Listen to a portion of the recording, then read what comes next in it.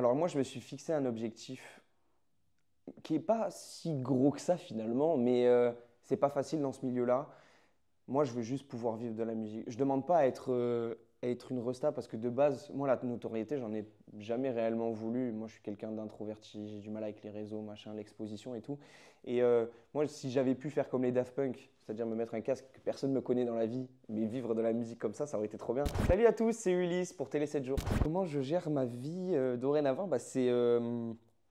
En fait, je pense que c'est très important déjà de dissocier vie pro et vie perso parce que la musique, c'est déjà un univers qui est prenant. Il ne faut pas se laisser submerger parce que ça représente quand même 80% de ma vie maintenant.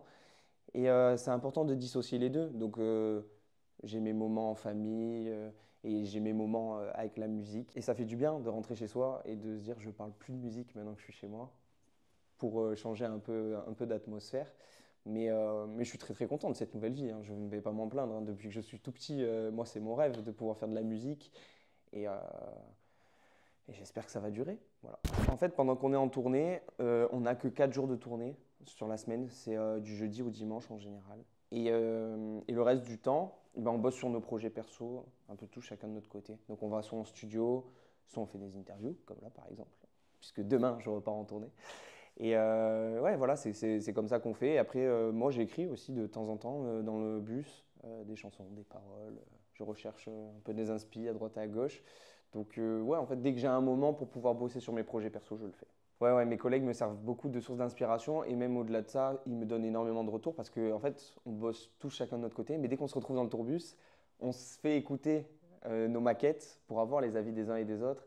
Et c'est hyper important parce que bah, c'est des personnes qui ont partagé la même aventure que nous, donc qui nous connaissent très bien, et puis qui en plus de ça ont un pied maintenant dans le milieu comme nous.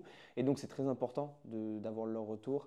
Et, euh, et puis en même temps c'est trop cool parce qu'on a un peu les exclus des uns et des autres, et on voit vers quel univers chacun se dirige. Faire un feat avec quelqu'un de la Starac, c'est pas impossible, mais en vrai, on a envie de se détacher de ça parce qu'on est déjà énormément rattaché à la Star Academy. Et là, le but, c'est que chacun prenne un peu son chemin et trace sa route. Donc, je ne sais pas si c'est vraiment nous rendre service de collaborer les uns les autres sur un feat. Après, écrire des chansons pour les autres, ça c'est autre chose. Mais être vraiment en featuring sur une chanson, je ne sais pas.